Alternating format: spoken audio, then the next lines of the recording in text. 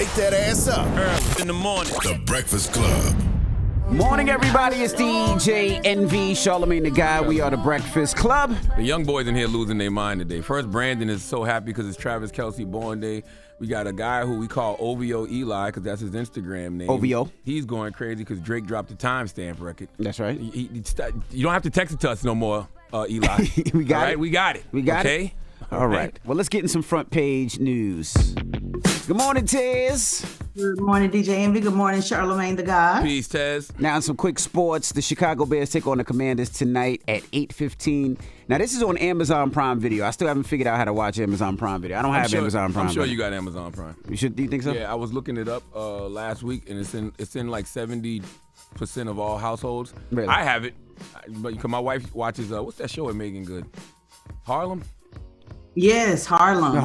My wife watches that on Amazon Prime. Okay, I'll check tonight. All right. Good morning, Tez. What else we got? What we jumping into? Good morning. Yeah, once again, America's on strike. You know, there has to be something about these strike guys. More strikes. This time it's the biggest healthcare strike in history. Let's go to NBC for the report. Walking the picket lines from Virginia to California, Colorado to the Pacific Northwest, pharmacists, optometrists, vocational nurses, x-ray and lab technicians demanding more pay and more staff.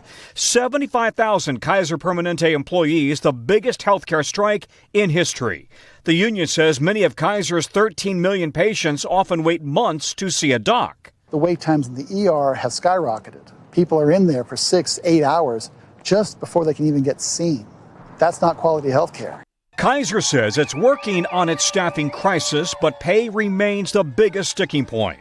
What our union partners are asking for is exponentially larger than what we are able to commit to do to be good stewards to our members and to their dollars. Hey, man, you cannot be mad at these workers for wanting more money or, wanting better resources or whatever it is they're striking for, because when you look at these companies like a Kaiser Permanente, they're making tens of billions of dollars. Right. You know what I mean? So I'm not mad at them. Not at all. And what does it say, about Dr. Cornell West brought this up when he came on the show. If all is well, why are so many people striking? 362,000 workers have gone on strike this year in 2023 alone. Now, that is compared, DJ Envy, to 36,600 over the same period 2 years ago. So compare 36,000 2 years ago to 362,000. Literally everybody, well, not want to say everybody, but there has been a significant amount of folks who have went on strike. We've had the Writers Guild strike of America. We've had the auto workers. Now you have the healthcare workers. There were several people that threatened to go on strike, such as UPS this year. I mean, it's just been back to back to back. It is literally saying that there is a problem between workers and corporate America, obviously. Yeah, it just says that workers feel like they deserve more, and more than likely they are right. So, I'm not upset about it. And, it's good energy when people see other folks doing it. When they see, the writers do it, or when they see the auto workers do it, they like, you know what? Why we don't do it too? So, sometimes, it's contagious. On the flip side, I just always worry about when they do strike and it takes long periods of time, can people afford to be missing work that long, because people still have bills, they still got mortgages, they still got to pay for kids and household bills and food, et cetera, et cetera, et cetera. How long, and also if it's not unionized and people are striking, who's to say that people will say, all right, well, you're out of here, we'll hire some new people that want jobs, those are always the fear when people are striking, Well, sometimes it's a short-term sacrifice for a long-term gain. Mm-hmm. I'm not mad at it. Mm-hmm. Well, one thing I know, President Biden administration, it's a lot of messaging, they're going to have to do around this, because they keep saying, Bidenomics is working for everybody. Doesn't look like it. So we'll see how that works out. All right. Well, that is front page news. We'll see in a little bit, Tiz. And everybody else, get it off your chest. 800-585-1051. If you need to vent, phone lines are wide open again. 800-585-1051. Call us up right now. It's The Breakfast Club. Good morning. Wake that ass up. Early in the morning. The Breakfast Club. Morning, everybody. It's DJ NV, Charlamagne the Guy. We are The Breakfast Club. Now let's get in some front page news. What up, Tiz? What's going on, DJ Envy, Charlamagne the Guy? Peace, Ted. Before we jump right into it, I just got a quick question. With the shooting at Morgan State, did they get any updates? Did they arrest anybody as of yet? Mm-hmm. The latest update as of yesterday, about 9:25, I believe they said that they issued some surveillance footage asking people to let them know if they recognize anybody on the camera. As of now, there have been no arrests made. They have canceled classes for the rest of the week. And homecoming events have also been postponed until a suspect is identified. So we'll stay on top of that. That's crazy because, homecoming is the first time it's ever been canceled in that school's history. And that's usually the time of celebration. You pretty much, you're halfway through your first semester and people get a chance to celebrate and alumni come. So it's a lot of students really look forward to that. So yeah, but better safe than sorry. Yeah, but right? better safe than sorry. Absolutely. If they didn't catch the person, what if that person decides, you know what? Let me come spin back the block. homecoming. Homecoming would be for a shooter. It would be a perfect place to yeah, come. because so many students on the yard. You're absolutely right. But always praying for my students at the HBCUs. Now let's jump right into Trump. What's Trump doing now? Yeah, well, yesterday we talked about Donald Trump being issued a gag order after his civil trial. And Charlamagne, you said that Trump was going to wipe his ass with the gag order. And guess what he did? He wiped his ass the long way with the gag order. Just hours after the New York judge issued the gag order against Donald Trump, he took to social media again, questioning the legitimacy of his case. Now, the New York judge who's presiding over the non-jury trial, he imposed the gag order on Trump because Trump made a post about his staff member being the girlfriend of Senate Majority Leader Chuck Schumer. So after the gag order was issued, Trump went to social media and said it is unfair that I'm being tried under Section 6312, which is unconstitutional, and being used to punish me because I am leading crooked Joe Biden in the polls.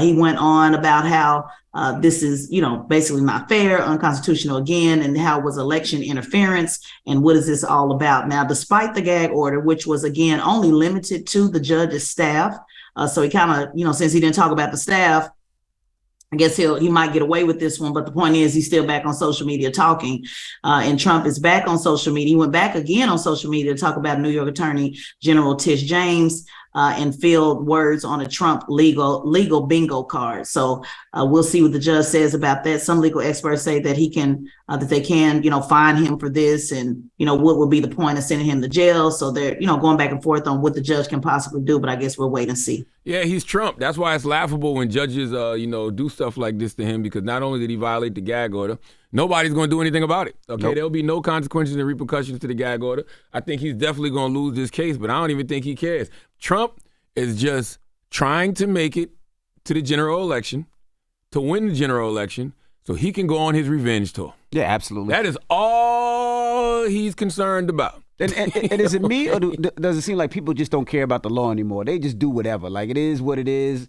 The judge would tell somebody to do something, they'd be like, yeah, all right, and they just continue to do what they want to do. It feels like there is no respect for the law.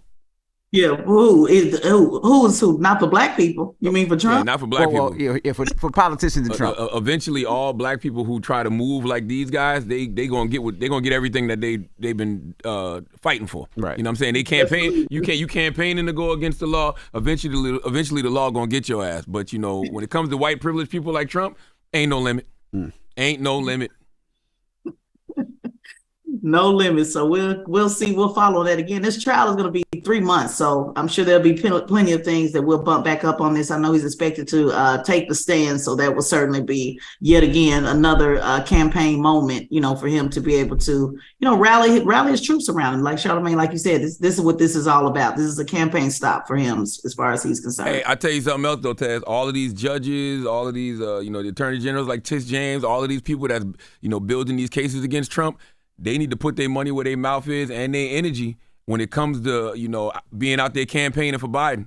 Because I'm telling you right now, if Donald Trump become president, he's looking for revenge. You ain't going to never see no revenge tour like Donald Trump. You think it's a game, all his political rivals will be locked up. He's already said it. We knew this before he said it. He's going to absolutely weaponize the DOJ and every other law enforcement, unit that he can to lock up his political opponent. So they better be out there campaigning for Biden, making sure Biden get back in that White House for a second term. Because if Trump get in there, it's going to be trouble. You're going to be over there. Better start knocking on doors then. I'm telling you. Now let's talk about these HBCUs being underfunded.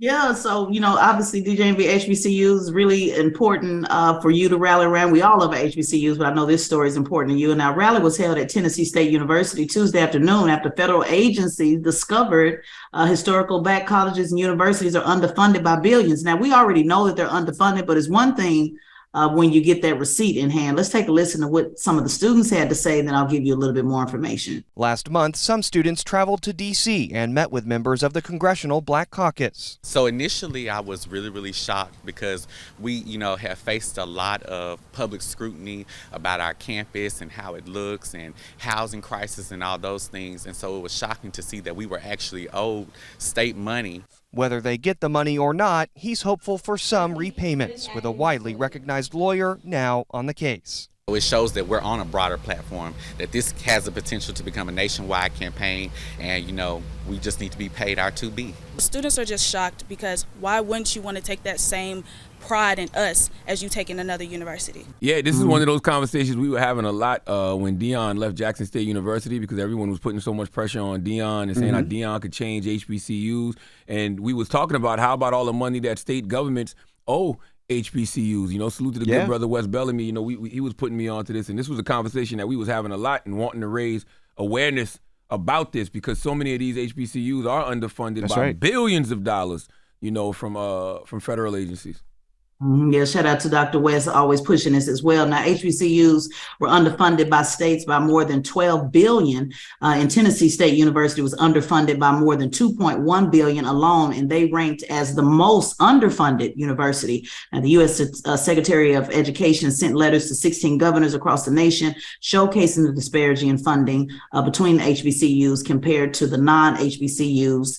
And the report said that the money is owed to more than a dozen HBCUs across the country. So, yeah, this is a real problem. And again, real problem, especially during campaign time, especially, while there was still debate on if the loans will be forgiven and, how people feel about that. And now people are having to pay back their loans. Again, this is just yet another problem. I know people keep saying that everything goes back to politics, whether you like it or not, who's in charge, who's doing what, who's sending the money, what's happening, the governor, from governor state all the way on down and up back on the federal level. Yeah, there's a great Forbes article you can read called How America Cheated Its Black Colleges, man. And it just breaks down how, compared to their predominantly white counterparts, the nation's black land-grant universities have been underfunded by at least $12.8 billion over the last 3 decades. $12.8 billion over the last 3 decades. So, yeah, this is an issue.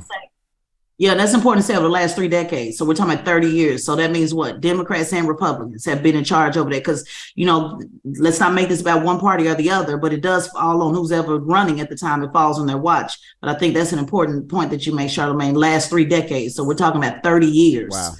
This has been happening.